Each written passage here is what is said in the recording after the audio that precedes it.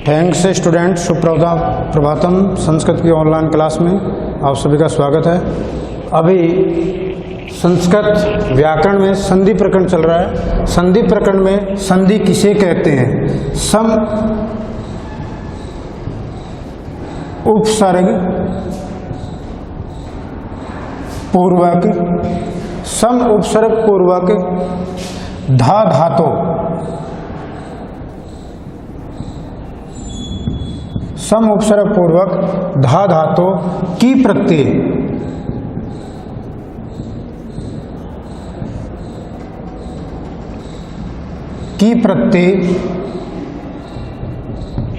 योगे संधि शब्द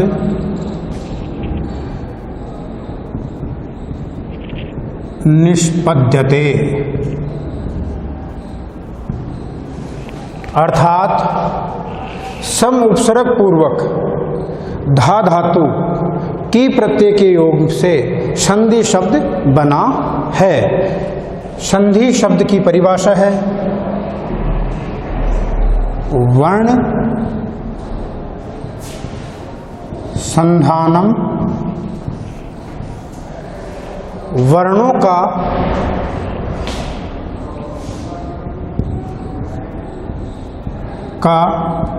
परस्पर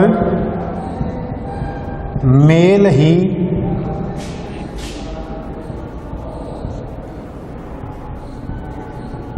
संधि कहलाती है। अर्थात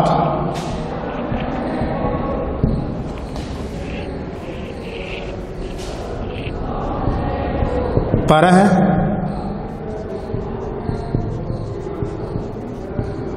सन्निकर्षः संहिता। अर्थात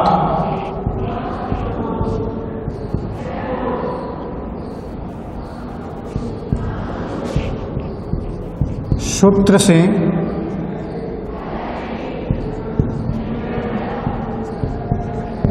वर्णों की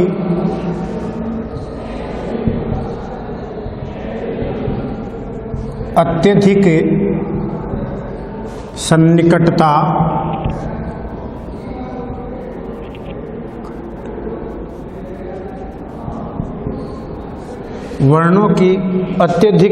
सन्निकटता ही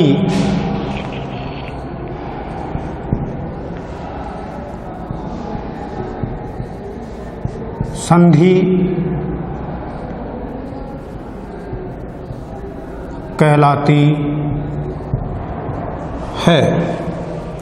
अर्थात सम उपसर्ग पूर्वक धा धातु की प्रत्यय के योग से संधि शब्द बना है।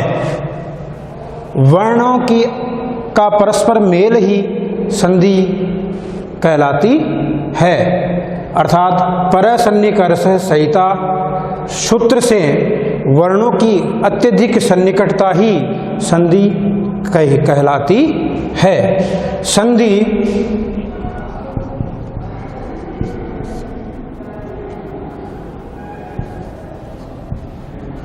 मुख्य रूप से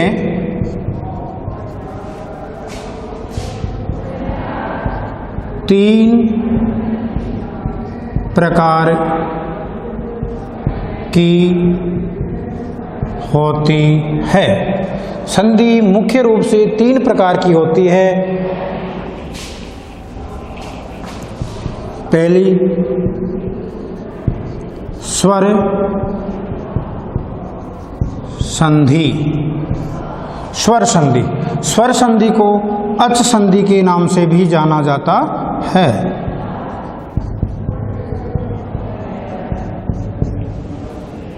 दूसरी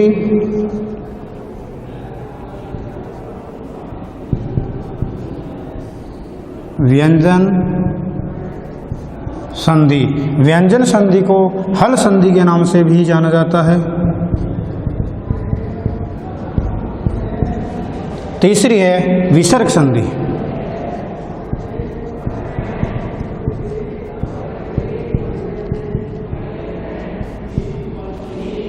अर्थात संधि मुख्य रूप से 3 प्रकार की होती है। स्वर संधि को कहते हैं अच संधि, व्यंजन संधि हल संधि के नाम से भी जानी जाती है, विसर्ग संधि है वो विसर्ग संधि है। अब ध्यान दें, संधि में अपन पढ़ रहे हैं स्वर संधि।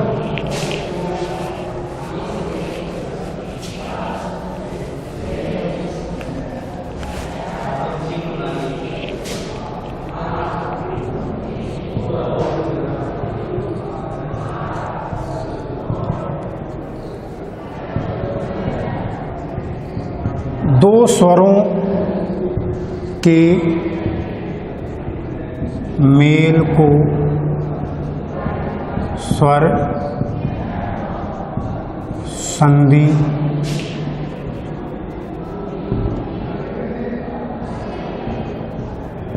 कहते हैं। अब स्वर किसे कहते हैं? वे वर्ण जो अपने आप में परिपूर्ण व स्वतंत्र होते हैं, अन्य वर्णों की सहायता नहीं लेते हैं, वे कहलाते हैं स्वर। अर्थात 2 या 2 से अधिक स्वरों के मेल को, अर्थात 2 स्वरों के मेल को ही स्वर संधि कहते हैं। स्वर मुख्य रूप से संस्कृत में 13 होते हैं। स्वर मुख्य रूप से संस्कृत में कितने होते हैं? 13। अब स्वर संधि में पहली है यण स्वर संधि, दूसरी पर पढ़ेंगे अयाधि स्वर संधि, तीसरी पढ़ेंगे गुण स्वर संधि, चौथी पढ़ेंगे वृद्धि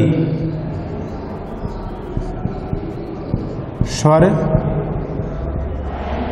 संधि, पांचवी है दीर्घ स्वर संधि, छठी है पूर्व रूप स्वर संधि, सातवीं है पर रूप स्वर संधि। ये 7 जो हैं स्वर संधि के जो भेद हैं उनमें से अपन पढ़ेंगे। अब इसमें ध्यान देंगे, पहली है यण स्वर संधि।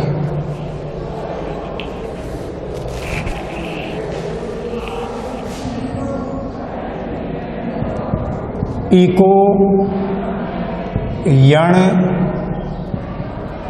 अचि, इको यण अचि अर्थात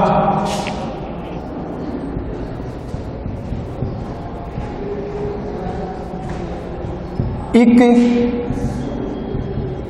स्थाने यण शात अचि परे। एक प्रत्याहार के स्थान पर यण प्रत्याहार हो जाता है, अच स्वर परे रहते। एक प्रत्याहार में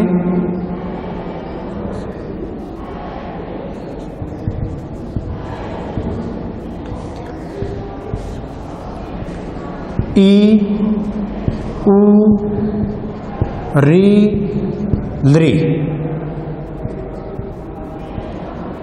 ऋस्व दीर्घ, ई उ री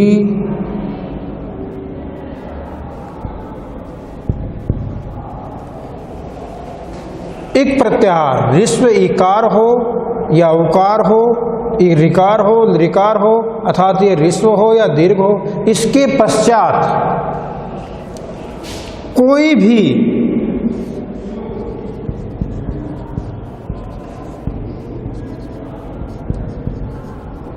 असम्मान स्वर, कोई भी असम्मान स्वर होने पर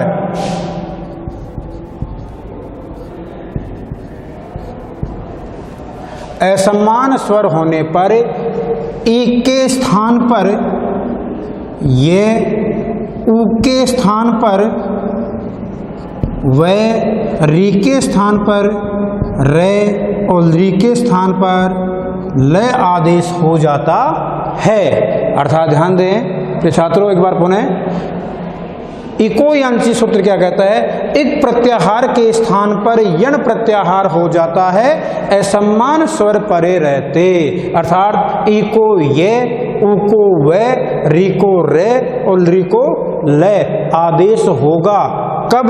यदि ई के पश्चात असमान स्वर होने पर। यदि समान स्वर होगा तो वहां पर दीर्घ संधि होगी, अतः असमान स्वर होना चाहिए। जैसे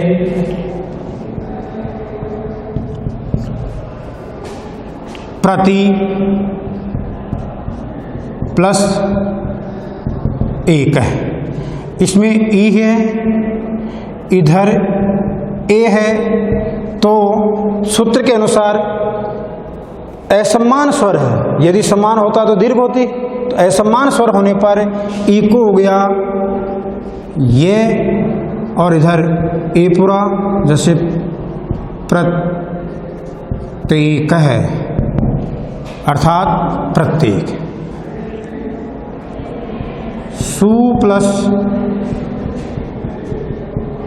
आगतम, सु में ऊ है, इधर आ है, असमान स्वर परे रहते ऊ को वह होगा आ स्वागतम। उसी प्रकार से धात्रंश है,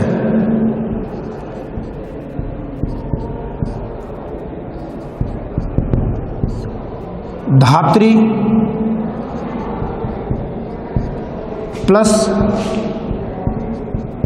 अंश है, त्रि धा आधा तय, री को गया रे और ये अंश है। उसी प्रकार से हैं लाकृति,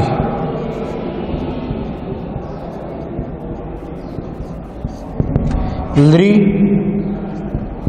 प्लस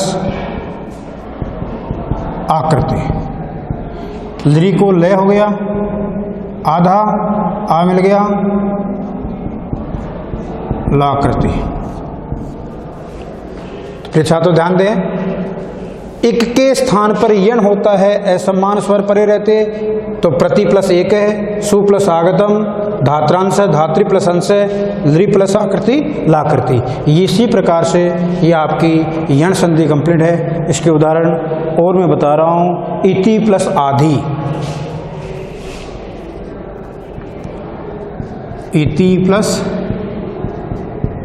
आधि इत्यादि।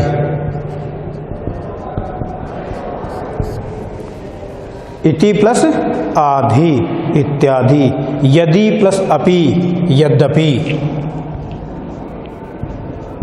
यदि प्लस अपि, यद्यपि,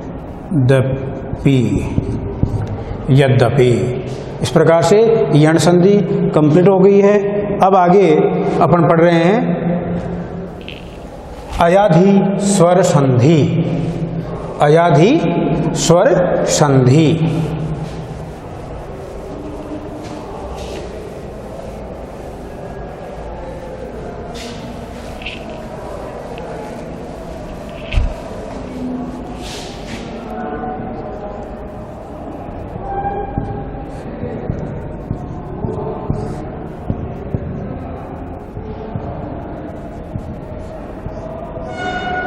अयाधि स्वर संधि।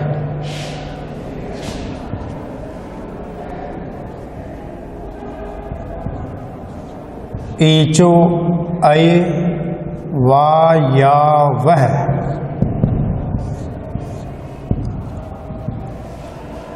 एचों को कर्म से, एचों को क्रम से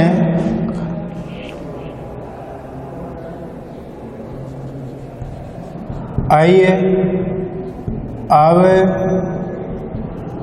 आय आव आदेश होता है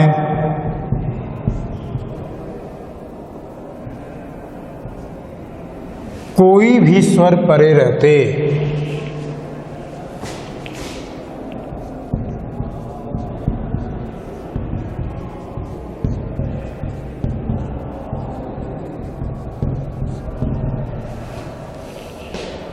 एच प्रत्याहार ए उ आई औ। ए को ऐ आदेश होगा, ओ को औ आदेश होगा, ऐ को आय आदेश होगा और औ को आव आदेश होगा। कब? कोई भी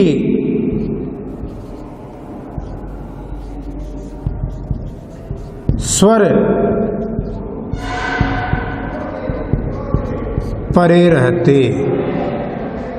अर्थात एच प्रत्याहार को कर्म से ऐ अव आय आव आदेश होता है अच परे रहते, अच परे रहते। अच को कहते हैं किसको? स्वर को। स्वर को अर्थात अचः स्वरः, स्वर को ही अच कहते हैं। जैसे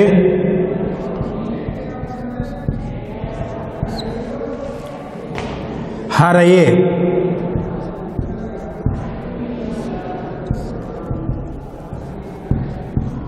हरे प्लस ए। कवये,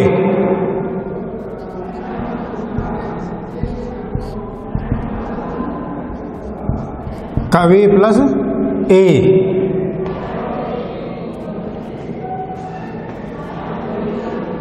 नयन,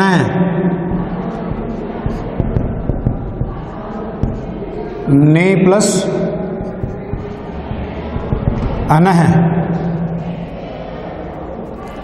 पवन है, पो प्लस अनः।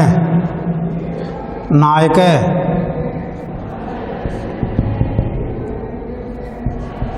नई प्लस अकह। पावक है, पौ प्लस अकह।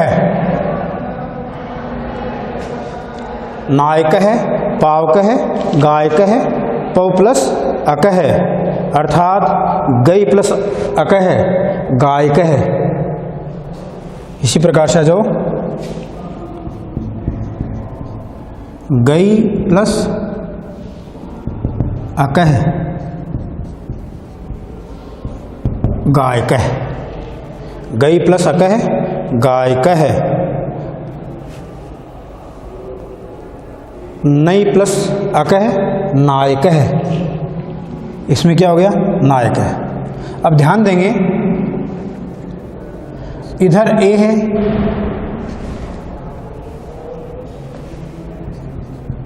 प्लस ए। ए के पश्चात यदि कोई भी स्वर है तो ए को क्या होगा? ऐ, ऐ आदेश होगा। इसमें भी ए है तो इसको भी हो गया ऐ आदेश। इसमें भी ए है, इसको भी होगा ऐ। इसमें ओ है, इसको होगा अब आदेश। इसमें ऐ है, ऐ को होगा आय आदेश। इसमें औ है, औ को होगा आव आदेश। अर्थात हरे प्लस ए हरये, कवे प्लस ए कवये, ने प्लस अन है नयन है, पो प्लस अन है पवन है, नई प्लस अक है नायक है, पौ प्लस अक है पावक है और गई प्लस अक है गायक है। अर्थात ध्यान देंगे, एचो ऐ वायाव है ये सूत्र है। इसमें अयादि संधि हो रही है। अयादि संधि कहाँ होती है? एच प्रत्याहार को यदि कोई भी अच परे रहते कर्म से आय अव आय आव आदेश हो जाता है। आगे अपन पढ़ रहे हैं गुण स्वर संधि।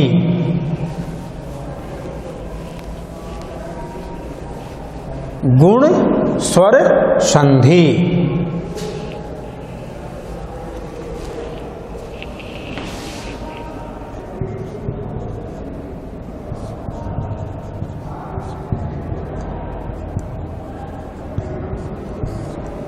गुण स्वर संधि आद गुण है।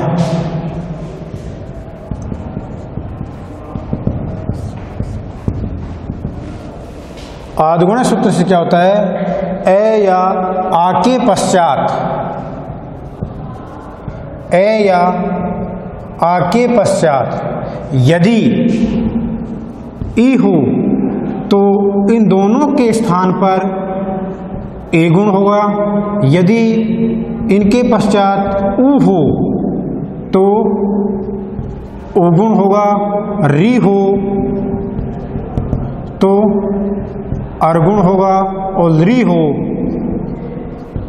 तो अलगुण होगा। अर्थात आदुन सूत्र क्या कहता है?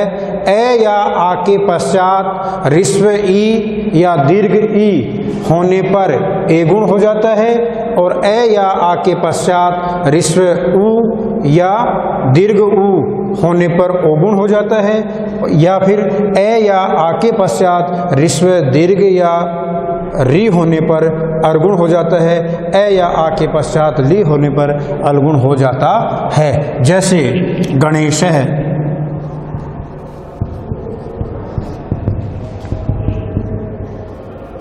गण प्लस ईश है, गण प्लस ईश है। इसमें ए है और इधर ई है। सूत्र के अनुसार ए या आ के पश्चात ऋस्व दीर्घ हो या ऋस्व हो, इसमें ए गुण हो जाता है। इन दोनों के स्थान पर क्या गुण होगा? ए। तो क्या बन गया? गणेश है। देवेंद्र,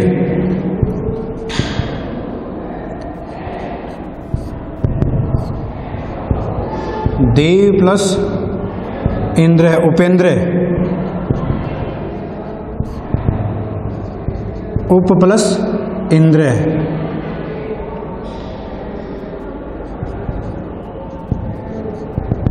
महेंद्र, महेश।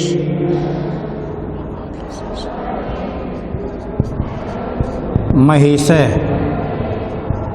महा प्लस ईश है, महेश। इसी प्रकार से पर प्लस उपकार है,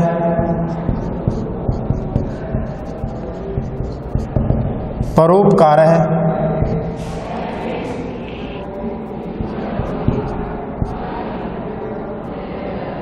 परोपकार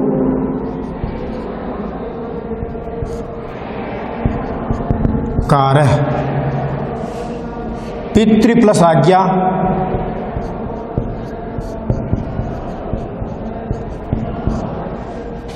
पित्राज्ञा।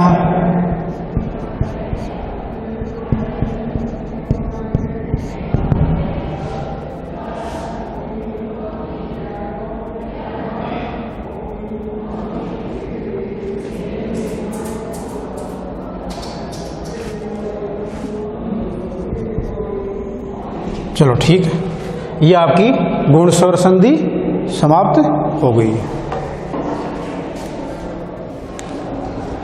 Thank you.